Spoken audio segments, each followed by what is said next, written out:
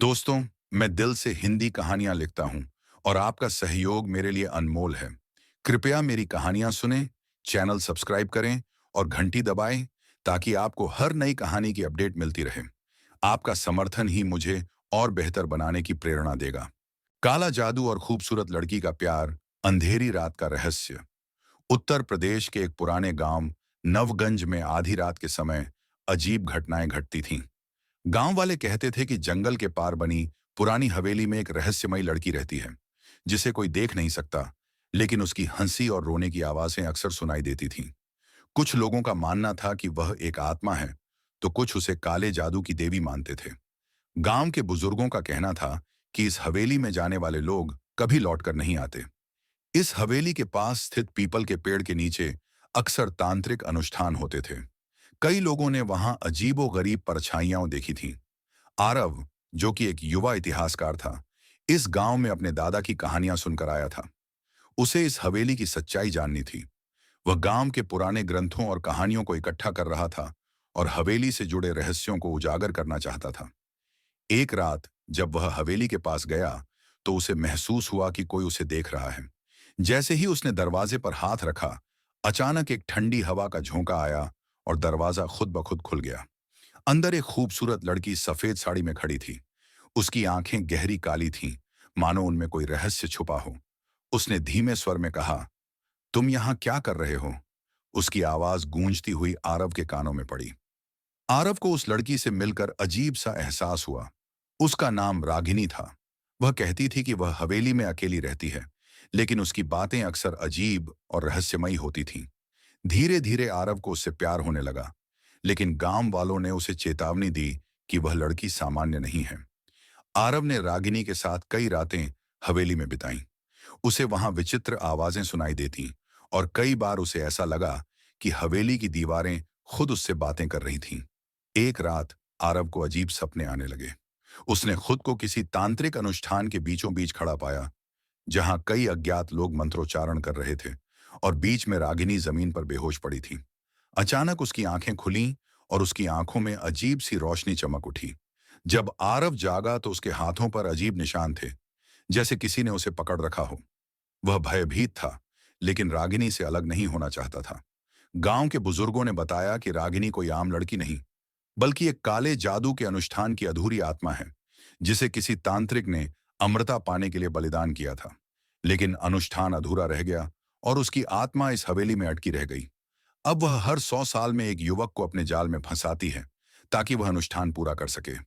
आरव को अब एहसास हुआ कि उसने जिस लड़की से प्यार किया, वह असल में एक आत्मा थी, जो उसे अपने काले जादू के जाल में फंसा रही थी। आरव अब एक ऐसे चौराहे पर खड़ा था, जहां या तो उसे अपने प्यार को छोड़ना था या अपनी जान को खतरे में डालना था। वह सोच रहा था कि क्या वह रागिनी को इस बंधन से मुक्त कर सकता है? क्या कोई ऐसा तरीका है जिससे वह इस हवेली से आजाद हो सके? लेकिन तभी हवेली की दीवारों से एक डरावनी हंसी गूंज उठी और हवेली के दरवाजे खुद ब खुद बंद हो गए। आरव के सामने अब बस एक ही रास्ता था, सच्चाई को जानना और खुद को बचाना। तंत्र मंत्र की छाया, रात गहरी हो चुकी थी। हवेली के चारों ओर एक अजीब सन्नाटा पसरा हुआ था। आरव ने अपने चारों ओर देखा, लेकिन कुछ भी सामान्य नहीं लग रहा था। अचानक हवा में एक अजीब सा कंपन हुआ और एक परछाई उसके सामने प्रकट हुई। यह वही तांत्रिक था जिसने वर्षों पहले रागिनी पर काला जादू किया था। तूने मेरी बंदिशों को तोड़ने की जुर्रत कैसे की? तांत्रिक की आवाज गूंज उठी।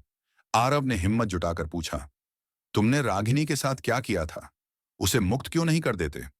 तांत्रिक की आंखें लाल हो गईं। रागिनी मेरी शक्ति का स्रोत है। अगर वह मुक्त हुई तो मेरी शक्ति समाप्त हो जाएगी। अचानक हवेली की दीवारों से काले धुएं की लहरें निकलने लगीं।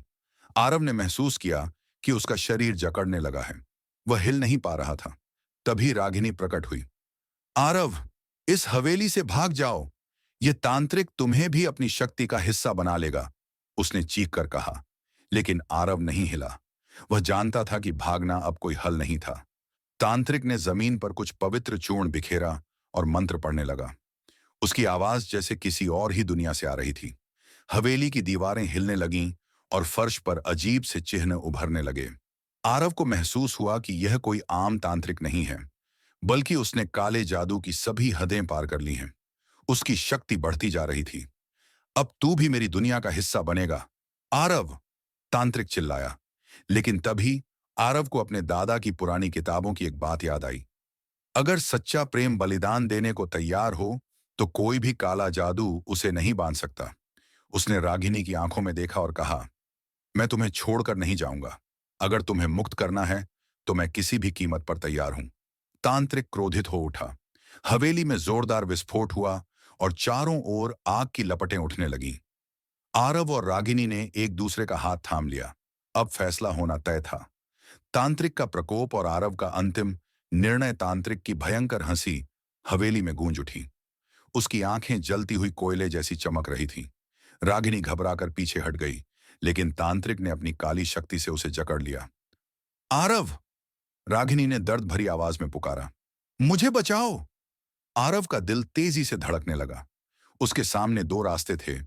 या तो वह तांत्रिक से भिड़े और रागिनी को बचाए, या फिर अपनी जान बचाकर भाग जाए। लेकिन भागना अब संभव नहीं था। दरवाजे पहले ही बंद हो चुके थे। तांत्रिक ने अपनी शक्ति से हवेली की दीवारों को हिलाना शुरू कर दिया। हवा में राख उड़ने लगी और फर्श पर रक्त की बूंदें टप करने लगीं। तू उसे मुक्त नहीं कर सकता, तांत्रिक गर्जा। वह मेरी आत्मा का हिस्सा है। अगर वह मुक्त हुई, तो मैं नष्ट हो जाऊंगा।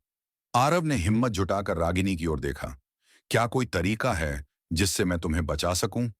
रागिनी की आंखों में आंसू थे।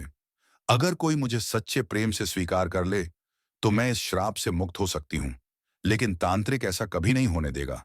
तांत्रिक ने अपने मंत्रोच्चारण तेज कर दिए। हवेली में अजीब रोशनी भर गई और काले धुएं के गुबार उठने लगे।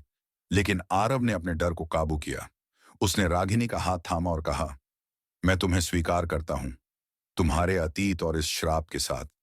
मैं तुम्हें प्यार करता हूं, रागिनी। जैसे ही उसने ये शब्द कहे, हवेली कांपने लगी। तांत्रिक की चीखें गूंज उठीं। उसका शरीर धीरे धीरे जलने लगा और उसकी शक्ति खत्म होने लगी।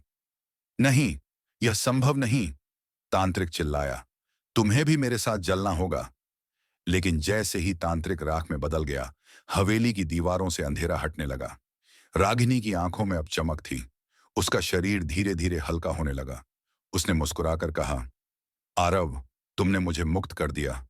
अब मैं इस बंधन से आजाद हूं। और फिर एक चमकदार रोशनी के साथ रागिनी हवा में विलीन हो गई। हवेली शांत हो गई। आरव वहीं खड़ा रहा। उसकी आंखों में आंसू थे। उसने अपनी प्रेमिका को खो दिया था, लेकिन उसे मुक्ति दिला सका। सुबह की पहली किरण के साथ हवेली की पुरानी दीवारें ढहने लगीं। आरव ने पीछे मुड़कर देखा और मन में एक गहरी शांति महसूस की।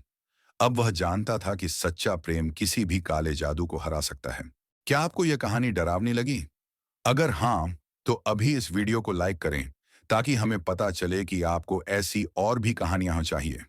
लेकिन रुको, क्या आपने हमारे चैनल को सब्सक्राइब किया? अगर नहीं, तो अभी सब्सक्राइब करें और घंटी दबाएं, ताकि जब भी हम अगली खौफनाक कहानी लाएं, आपको सबसे पहले पता चले। और हाँ, कमेंट में बताइए, क्या आपने कभी कोई भूतिया या रहस्यमयी अनुभव किया है? हमें आपकी कहानियां जानने में बहुत दिलचस्पी होगी। मिलते हैं अगली डरावनी कहानी में। तब तक के लिए अपना ख्याल रखें और रात को अकेले बाहर जाने से बचें। एंड स्क्रीन पर सब्सक्राइब नाउ।